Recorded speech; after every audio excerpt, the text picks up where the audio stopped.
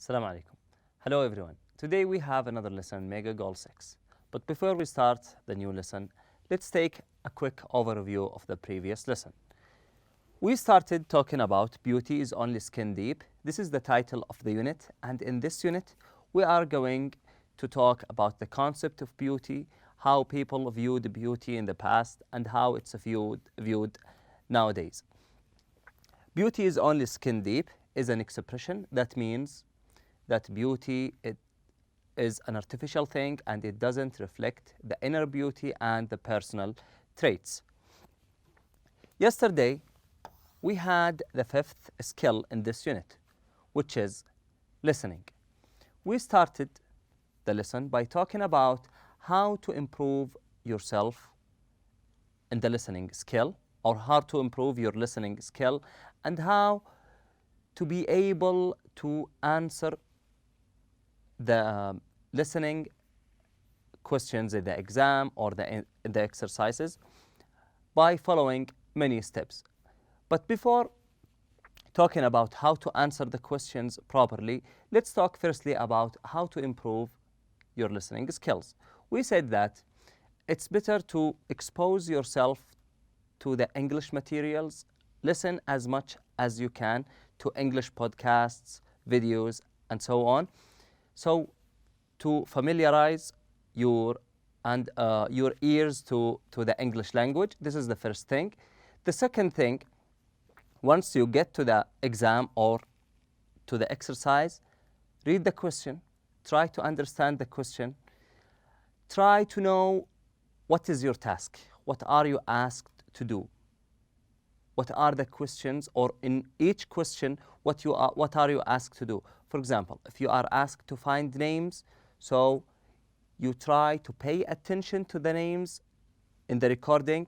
If you are asked to find dates or numbers, you pay attention to the days and the numbers. And don't panic if you don't understand everything. If you have new words or if you hear new words, don't panic. It's fine to not understand some of the words, but the most important thing is that you understand the main idea of the lecture or the recording. After listening or during listening to the recording, try to take some notes. Take as much notes as you can. Then, after you finish listening to the recording, try to rearrange what you have written and put them in the suitable blanks. In the previous lesson, we listened to a lecture given by a nutritionist, and we said that a nutritionist is a person who is specialized in giving advices about the food and what type of diet that you should follow and so on, about fad diets. And we said that the word fad means trend or something is famous among people. Diet means a system of eating food, a program that you follow or a program of eating that you follow during a period of time. Then complete the chart. We listened to a recording about 3 types of diets, the names of these diets, the idea behind each one, and the problems that come with each one of these diets, and the answers for this chart are as shown here in this picture. If you have any mistakes or if you have some problems with hearing the recording in the previous lesson, feel free now to pause the video right now so you can fill the chart in your book correctly. Today we will start our lesson by talking about the 6th skill in this unit, which is pronunciation. Firstly, what is the pronunciation? It is the way we say a word, the way we utter a word. This is called pronunciation. Why do we study pronunciation? It has more than one benefit. The first one is that to make you understand what you hear. Once you know how to pronounce each word, make you understand how to hear, make you understand what you are hearing, and also make you say the words or the sentences properly. Today we are going to focus on affirmative auxiliary verbs. Firstly, what is the meaning of auxiliary verbs? Auxiliary verbs are the verb be, like am, is, are, was, were, have, has, and had. Those also are auxiliary verbs. Do and does, and did are also auxiliary verbs. The last thing is the modal verbs.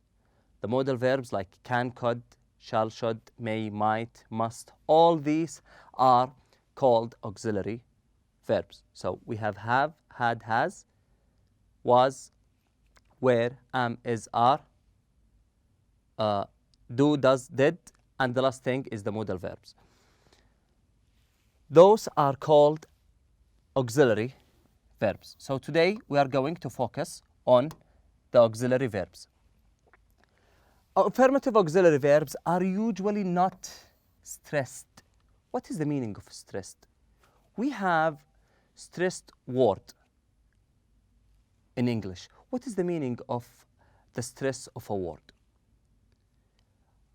Sometimes we force or we strengthen the way we pronounce some of the words.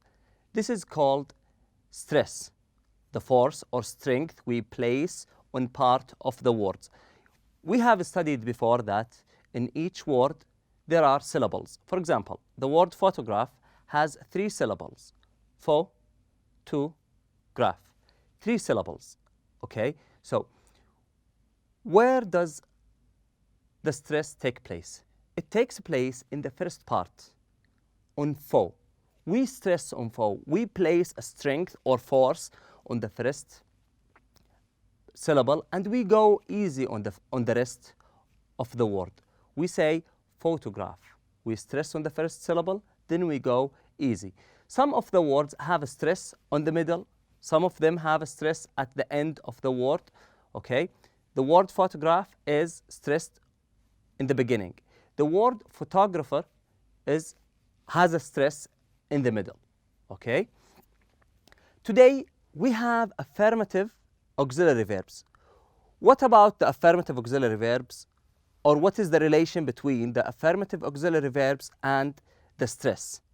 Affirmative auxiliary verbs are usually not stressed in sentences unless they are used for special emphasis. However, negative auxiliary verbs are stressed within sentences. So this is the difference between the affirmative auxiliary verbs and the negative auxiliary verbs. Affirmative auxiliary verbs are usually not stressed, while the negative auxiliary verbs are usually stressed. Now we are going to listen to these 5 sentences and how each auxiliary verb is stressed. Some of them are affirmative and some of them are negative. Why the affirmative auxiliary verbs here are stressed? Because they are used for special emphasis. Now let's go ahead and listen to these sentences, and I want you, after listening to these sentences, I want you to take some time to repeat these sentences. I want you to try to say these sentences and to pronounce the auxiliary verbs properly. Page 39. 6.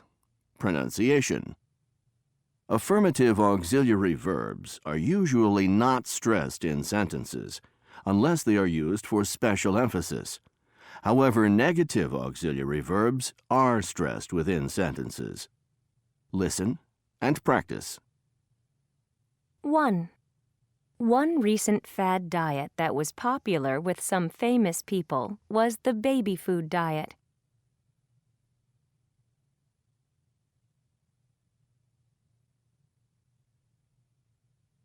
2. Baby food has a texture and taste that is unappealing to adults.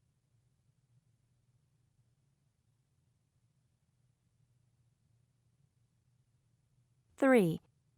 the small portions aren't enough to keep an adult healthy.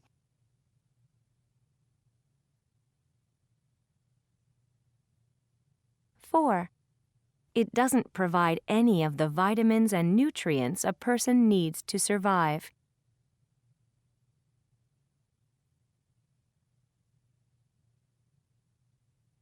5. This diet isn't guaranteed to result in weight loss. Okay, now we have just listened to the auxiliary verbs, the negative and the affirmative ones, and how they were stressed. So, to sum up what we have just learned, we said that auxiliary verbs are 4 types: have, has, and had. Am, is, are, was, and were. Do, does, and did. And the last part is modal verbs like can and could, shall, should, must. Also, we said that the stress is the force or strength we place on a syllable or more than one syllable of a word. And the idea behind having pronunciation lessons is that to help us understand what we hear and to help us say or speak properly. Now let's go to the second part of our lesson today, which is vocabulary building. In each vocabulary building lesson, we have new words that we learn. We have definitions for these words, explanations. Then we match these words with their definitions and explanations. But to be able to understand what do these words mean, we will listen to an essay about beauty where all these words are involved, okay? So all these words will be included in this essay. So we will listen to the essay to be able to understand these words from within the context. So I want you now to pick up your pens, try to identify the words on the left side. So once you find them within the context, you work hard to understand what they mean, so you will be able to answer the questions correctly after listening to the essay. We have 8 words. Number 1, emerge. Number 2, famine. Number 3, ideal. Number 4, instinctive. Number 5, plump. Number 6, proportion. Number 7, standards. And the last word is vary. Now let's go ahead to page 40 and 41 to listen to this essay, and after that we will go back to the vocabulary building to answer the questions together. Now let's go ahead, pick up your pens and listen to the essay. Pages 40 and 41. 8. Reading. Changing concepts of beauty in history. Most societies place great value on beauty, whether in art and architecture, fashion and appearance, or design and advertising. Throughout history, elegance and beauty have been the subjects of admiration and fascination. In modern times, we have competitions to find the most beautiful, magazines to tell us about trends in fashion and design, and a billion-dollar cosmetics industry built around looking and feeling beautiful. Yet, despite the importance placed on beauty, one question remains: what is beauty? The ancient Greeks thought that proportion was the key to beauty. The Greeks believed that they had discovered the mathematical formula that represented perfect beauty, which was based on proportions in nature. According to this formula, for example, the ideal face was 2/3 as wide as it was high. Modern research has proven that the basic concept of the Greeks' formula, if not the formula itself, was correct. Beauty does seem to relate to proportion and balance. When related to beauty, these qualities are called symmetry. A perfectly symmetrical face, just like a symmetrical flower, would have a left side that is identical to its right side. Research has shown that the more symmetrical an object or a face is, the more beautiful it is believed to be. You might assume that this response to symmetry is something we learn. However, research has shown that the human appreciation for symmetry is instinctive. It has been found that babies will spend more time staring at pictures of symmetrical objects than they will at photos of asymmetrical objects. Not only is this response instinctive, but it does not appear to vary from one culture to another. In a study conducted at the University of Louisville, Kentucky, participants from 13 different countries were shown pictures of a number of different people. All the participants rated the attractiveness of the people in the same way. They all gave the highest ratings to the people with the most symmetrical faces.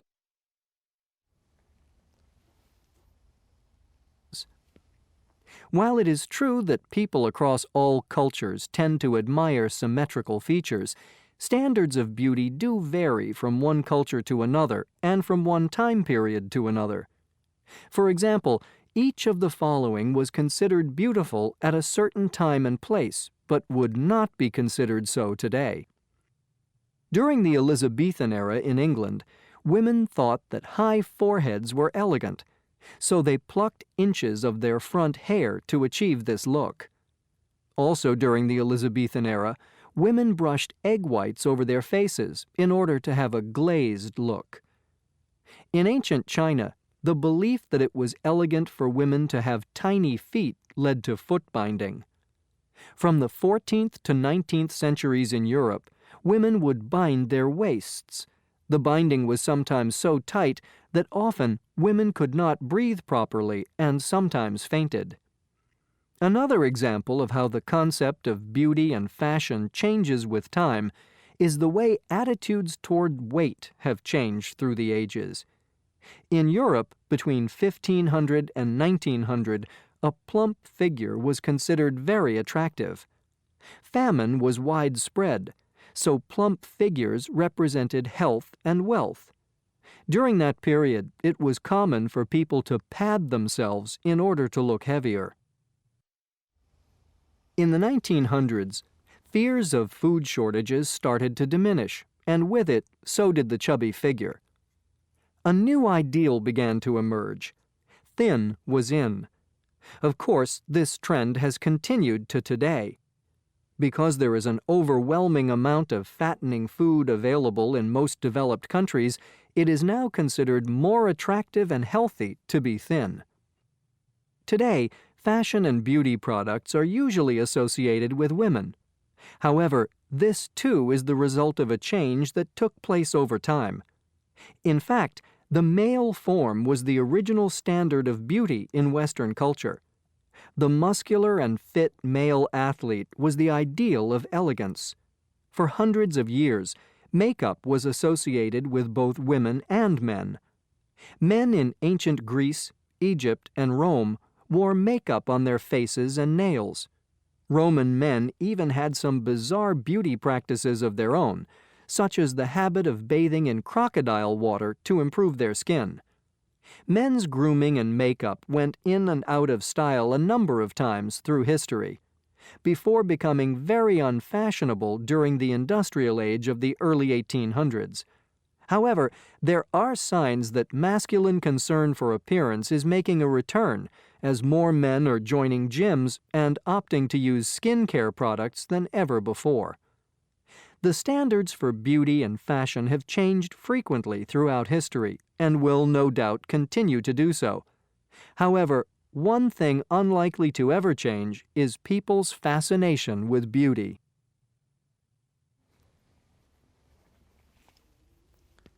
Okay, we have just listened to an essay about beauty and how it was viewed throughout the history, and we also listened and tried to understand together how all these sentences or what all these words mean.